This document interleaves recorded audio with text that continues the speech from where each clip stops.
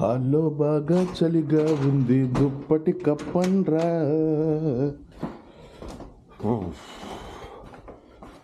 ఏంటి బయట సిచ్యువేషన్?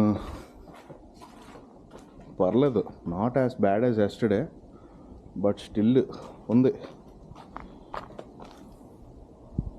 ఒక 10 అంగుళాలు ఉండదు.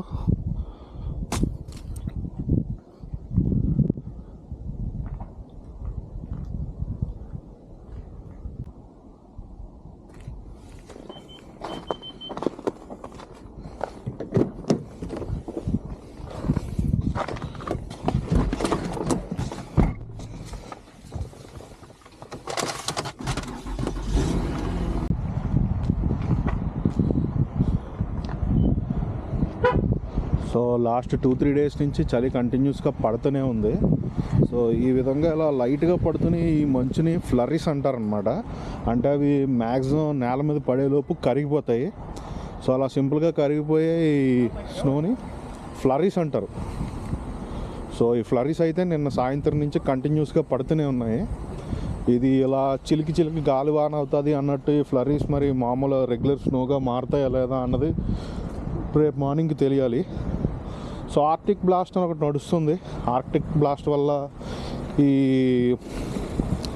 స్నో అనేది ఈ సబ్ ఫ్రీజింగ్ టెంపరేచర్స్లోకి ఈ వెదర్ ఈ టెంపరేచర్ పడిపోవడం అన్నది ఆర్టిక్ బ్లాస్ట్ వల్ల జరుగుతుందని చెప్పి అంటున్నారు, న్యూస్ రిపోర్ట్స్లో చూస్తున్నాము.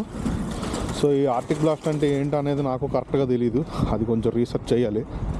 సో ప్రస్తుతానికి అయితే కాస్కోకి వచ్చాం, లైట్గా గ్రాసరీ షాపింగ్ చేద్దామని. ఇచ్చేసేసి తిరిగి మళ్ళీ ఇంటికి వెళ్ళాలి. ఫ్రీజింగ్. మొత్తానికి అయితే ఆ చలిని దాటుకొని ఈ వణికిని భరించుకొని కాస్కో లోపలికి వచ్చేసాము. కార్ట్ తీసుకొని బయలుదేరాం. క్విక్గా షాపింగ్ చేసేసి కావాల్సిన గ్రాసరీస్ని బిల్డింగ్ వేయించేసుకొని మళ్ళీ చలుకులో వణుక్కుంటూ వెళ్ళి కార్ ఎక్కేసి ఇంటికి వెళ్ళిపోవాలి అర్జెంటుగా. ఎందుకంటే ఈ టెంపరేచర్స్లో బయట ఎక్కువ హ్యాంగ్ అవుట్ అవ్వడం కష్టం. సో మనకు కావాల్సిన ఆనియన్స్, టమాటోస్ తీసేసుకున్నాం. వాటర్ బాటిల్స్ చూద్దామని వెళ్ళాం, కానీ మనకు కావాల్సిన వాటర్ బాటిల్స్ అయితే వాళ్ళు మనకు దొరకలేదు రెగ్యులర్వి. సో ఇక మిగిలిందల్లా మన దగ్గర క్యాష్యూస్. శాంపులా తీసుకుందాం కాఫీ పొద్దులే. ఓకే. సో మిగిలిందల్లా ఇప్పుడు క్యాష్యూస్, జీడిపప్పు అనమాట. జీడిపప్పు తీసుకొని will head back to home.